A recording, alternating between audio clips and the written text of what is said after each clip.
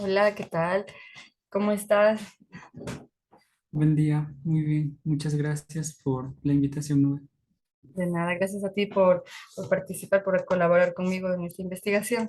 Bueno, en sí vamos a aquí hablar un poco de cómo los medios digitales pues comunican en sus plataformas. En sí, en esta ocasión, pues el tema es el discurso ecológico, básicamente.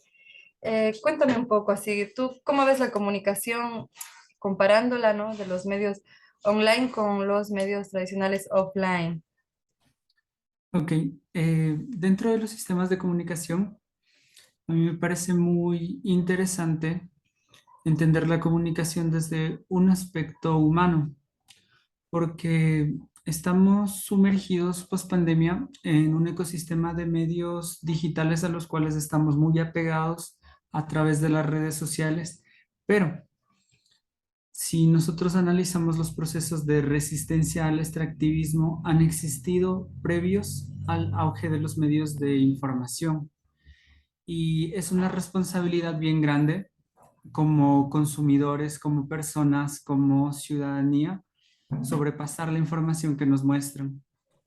Sea de una o de otra tendencia, creo que es muy importante nosotros llegar a entender los problemas y los contextos globales. Creo que es muy importante la relación que tenemos con los medios digitales por sobre los medios tradicionales porque las agendas de los gobiernos a través de estos aparatos de comunicación propagandísticos que son los medios tratan de llevarle a la opinión pública hacia un lugar. Pero creo que en una real democracia, en una democracia comprometida con la comunicación, con la información, con la toma de decisiones, con la participación, los ciudadanos debemos empoderarnos de no consumir algo superfluo, de no consumir la información que nos entregan, sino de analizar los problemas históricos en su totalidad y entender los problemas históricos en su contexto de variables que se dan, porque lo que nos está pasando ahora es la suma de lo que nos viene pasando y de lo que se viene repitiendo.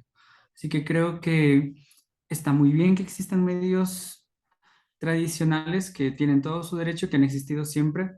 Es excelente que existan medios digitales, pero todo va a depender de los ciudadanos, de la capacidad que tengamos de reflexionar la realidad y de entendernos como sujetos históricos y de poder crear un mundo distinto entre todos.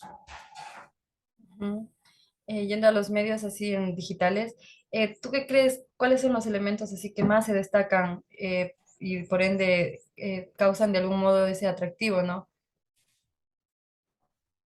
Me parece muy interesante que se hayan roto los formatos tradicionales, sobre todo cuando estudias periodismo, te hablan de una objetividad, de que los medios tienen su propia agenda en base a sus intereses, pero el Internet nos ha dado la posibilidad de tener una comunicación más real, más fraterna, más humana, más centrada en principios y que no tiene como estas grandes agendas transnacionales o comerciales, sino que realmente responde a las necesidades o de las comunidades o de las personas o personales también, porque hay muchas personas que reflexionan mucho lo que está pasando en torno a los problemas ambientales que se dan acá en Latinoamérica, en el mundo, que nos están concerniendo a todos y que están llevando como hacia un punto sin retorno.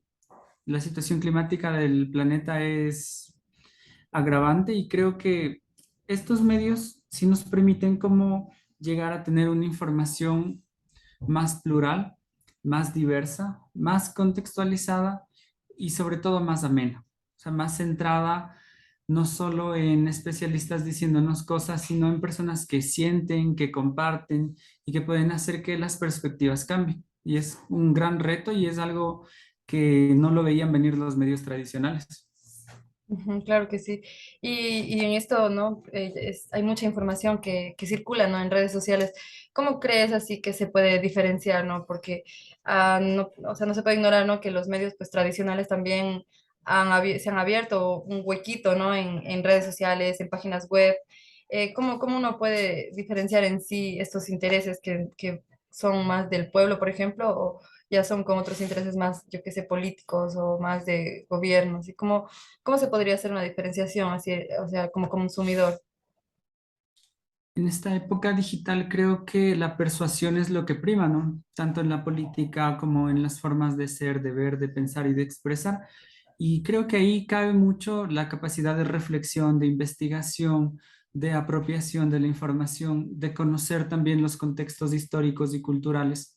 Como personas tenemos que tener este compromiso de entender la realidad en su totalidad, de no quedarnos en el titular, de no quedarnos en la noticia bonita, de no quedarnos en la noticia falsa que a veces es atrayente y que escandaliza, porque creo que la sociedad es mucho más compleja y los problemas que tenemos van de mucho más atrás. Aún tenemos que superar este colonialismo que en todos sentidos nos ha ido devastando y que ha ido devastando también y se ha fundado en base a la explotación de la naturaleza. Así que creo que si nosotros empezamos a conectar nuestra historia local, en este caso como la historia de Río Blanco, de Fierro Urco, con las historias que ha habido ya en la región y con las historias que se van dando a través de las luchas de Latinoamérica y del mundo, podemos entender más la globalidad, que son intereses más grandes y que son problemáticas más profundas que cosas pequeñas y aisladas que nos suceden solo a nosotros. Ujú. Eso sí es verdad. Otra cosa, bueno, la digitalización ha supuesto pues bastantes cambios, ¿no? Socialmente. Eh, ¿tú, tú qué piensas, ¿no? Del periodismo independiente? Creo que es una gran oportunidad para que el periodismo se repiense, porque creo que ahora hay muchas más personas haciendo periodismo. Antes era como algo para una persona que trabajaba en un medio o que había estudiado, pero no, ahora tú puedes seguir y puedes reportar y puedes enterarte de lo que está pasando. A pesar de los sesgos mediáticos, yo creo que hablamos que la tecnología sí le ha dado la posibilidad a la gente de comunicarse, de conectar y de reportar desde sus realidades. Y a todo nivel, ¿no? Puedes encontrar adolescentes haciendo TikToks, puedes encontrar a personas aún escribiendo bloggers. Creo que esta democratización sí es bien importante porque ya no se ve solo a periodistas especializados o a personas especializadas reportando cosas, sino que ahora es más amplio y puedes llegar a más personas de una mejor manera. Y creo que los medios están también apropiándose de esto, están aprendiendo cómo dejar de ser lugares fríos, grandes, a pasar a conectar entre personas. Creo que es un reto bien grande del periodismo en estas épocas que se vienen. Ujú. Creo que también entraría aquí un poco también la información ecológica, ¿no? Que también hay muchas personas que por como lo colectivo que yo estoy ahora mismo analizando, ¿no? Son personas que capaz no estudiaron periodismo, pero sin embargo están manejando redes y dando su voz de algún modo, ¿no? Y respecto a esto, ¿qué tan frecuente tú has encontrado así información sobre temas así ecológicos en redes? Te voy a poner un ejemplo. Hay una experiencia de Colombia que se llama La Granja del Borrego. Es un niño que tiene un blog, él vive en una granja y te enseña cosas muy lindas. Sí, sí, sí, lo Y he visto. Me me inspiró. gusta mucho conectar con este tipo de contenido porque es ameno. Muchas veces cuando has crecido en la ciudad o vives en las ciudades, no tienes idea de muchas cosas, ¿no? Como cómo llega a ti el agua, cómo llega a ti la leche, cómo llegan a ti los huevos. Creo que me gusta mucho esta posibilidad de poder conectar y de que la gente pueda conectar con la agroecología. O sea, yo vivo acá en el Azuay, acá hay un movimiento súper fuerte de agroecología. Hay organizaciones que llevan mucho tiempo, organizaciones que han sobrevivido en base a su cariño por la tierra, a su producción, que tienen sus propios sistemas de comercialización, de autoecorregulación. Un ejemplo es el ejemplo de APAUSTRO, es la Asociación de Productores de la SUE. Ellos van como 13 años cultivando la tierra, pero han tenido un proceso súper divertido desde el juntos ir aprendiendo, ¿no es cierto? Cómo volver, cómo dejar esta agricultura llena de químicos y cómo también tener espacios de comercialización para ganarse al consumidor, porque, o sea, de nada sirve tener una producción sana, tener todos los saberes ancestrales si la gente no se empodera también de consumir. Creo que en este punto las redes sí nos permiten como darnos cuenta de los beneficios que existe realmente de cuidar la naturaleza, que no es algo muy alejado, que es parte mismo del agua que consumimos, de la comida que estamos comiendo y de la forma que nos estamos relacionando como especie. Así que creo que si la tecnología nos permite hacer eso y permite acelerar este proceso y evolucionar como seres humanos, como humanidad, en la relación con la naturaleza, nos va a ir muy bien en un futuro. Y esperemos que sí. Lo importante es que, como decías, es que la gente tome de conciencia, ¿no?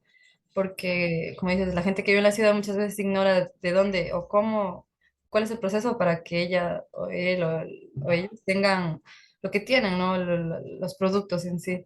Entonces hay mucha gente que en realidad sí, o no se preocupa, ¿no? No se preocupa mucho, o no le interesa, ¿no? Porque está preocupada en otras cosas o capaz, ¿no? Y como dices de ley, eso tendría que ir desde la persona, ¿no? Despertar un poco y buscar un modo, ¿no?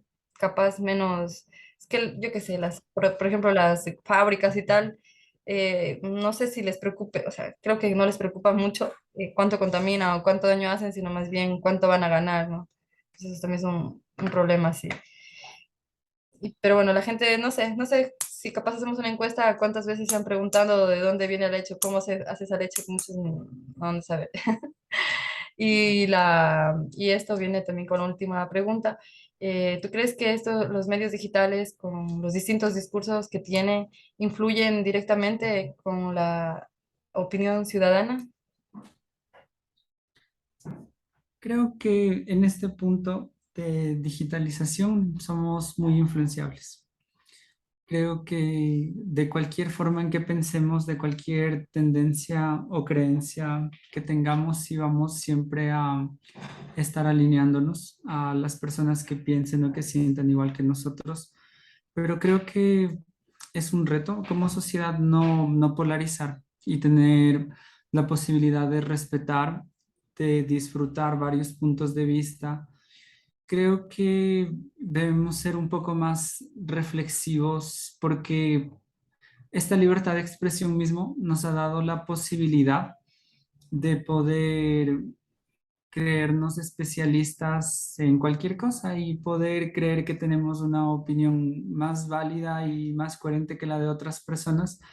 Y esto nos ha traído a mucha violencia. Creo que si en verdad queremos que las cosas mejoren, debemos trabajar bastante en el tejido social. Porque es maquiavélica esta idea de que divide y vencerás, ¿no? Y muchas veces muchas cosas no pasan porque de un lado nos dicen una cosa, de otro lado nos dicen otra cosa, pero eso simplemente está destruyendo el tejido social. Creo que los medios digitales sí deberían trabajar y los medios tradicionales también deberían trabajar más que en atacar, porque lo que se ha hecho políticamente es buscar chivos expiatorios. O sea, año tras año ves que hay alguna cosa que sucede, la polarizan y hacen que la sociedad se vaya a atacar eso, sea lo que sea, ¿no? Porque hemos visto que se han cogido de muchos temas desde la migración, desde el odio, desde el racismo, pero creo que estas cosas van descomponiendo el tejido social. Incluso hay que ser bien críticos con la información que se transmite de los pulsos sociales, de las manifestaciones. Yo creo que debemos tener mucho cariño y ser muy conscientes con la forma en la que nos relacionamos como sociedad, porque no podemos cerrar las llagas abriendo más llagas, no podemos curar todas las heridas coloniales actuando con violencia, ¿no? Entre las personas fue terrible lo que nos sucedió en el paro, la verdad.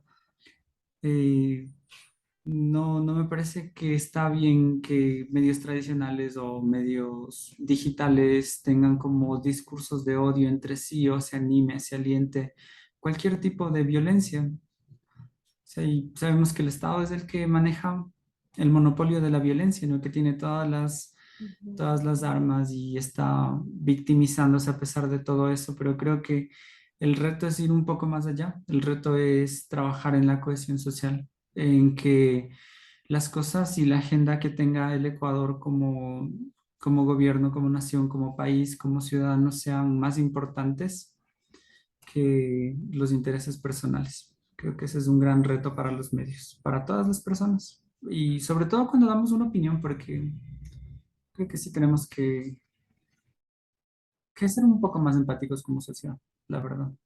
Sí, sí. De hecho, yo en la bueno, en donde me trabé en mi investigación, sí encontraba así como bastantes cosas, ¿no? Como decía un comentario, te quejas, pero sin embargo estás usando tu computadora para hacer esta publicación, decía, ¿no? Entonces como que le decía, ¿y tú no? Y le respondía el otro, ¿no? Creo que también eso es un poco lo chévere de redes, ¿no? Que puedes expresarte y decir ahí todo lo que piensas y igual puedes contestarlo, pero es que sí, ¿no? O sea, uno tristemente se va a poder alejar en sí de la tecnología, pero claro, hay lugares, hablaba con alguien y me decía que como que la Tierra ya está concesionada de esto para esto y esto para esto, ¿no? Entonces, por ejemplo, yo creo que defiendan esos lugares que en realidad son como digamos, fuentes de agua así para un lugar muy extenso, yo creo que, o sea, no deberían, ¿no? Pero sin embargo, pues obviamente los intereses de esas personas pues va más allá, ¿no? Y claro, la gente, como dijiste, ¿no? Es fácil de influenciar, ¿no? Fácil de hacerle que encuentre un punto, se ponga del otro punto. Yo en esto del paro también leía comentarios así, súper de odio, pero así radicales. Era como, no sé, o sea, porque la gente capaz no piensa en eso, ¿no? Pero ¿por qué estoy haciendo esto? ¿O para qué, no? Entonces sí, sí es un poco complicado, porque es, o sea, es como con la política, ¿no? Los políticos les venden sueños y siempre toman una postura, incluso de llegar a golpear o cosas así a los otros, ¿no? O sea, creo que es bastante, vivimos en una sociedad así que no sé, capaz no se preocupa tanto en investigar, en decir, a ver, ¿qué me están diciendo? A ver, ¿esto es real? Entonces, por ejemplo, yo hice una encuesta sobre esto y muchas personas, como decías tú antes, ¿no? Deberían informarse, leer mínimo todo el contenido de una publicación como para tomar una postura, ¿no? Entonces, en mi encuesta al menos me salía que muchas personas pues simplemente leían ahí como el título y ya, así mucho, a lo mucho, si es que era una infografía, leían el texto de la imagen y ya, así. Entonces es como que también creo que se van un poco así por encima, sin saber muy bien qué están haciendo, solo por pertenecer capaz o no sé, por hacer algo. Pero bueno, queda muchísimo trabajo y no sé, yo sí, de algún modo sí he visto, ¿no? Al menos de mi entorno, así como que un poco más de preocupación por más la gente joven, ¿no?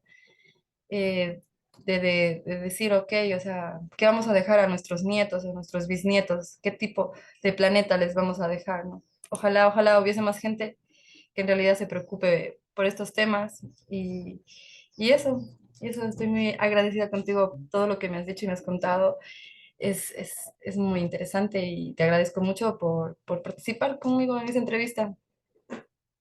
Qué lindo, ¿no? Mucha suerte con la investigación. Cuídate mucho. Gracias. Gracias, chao.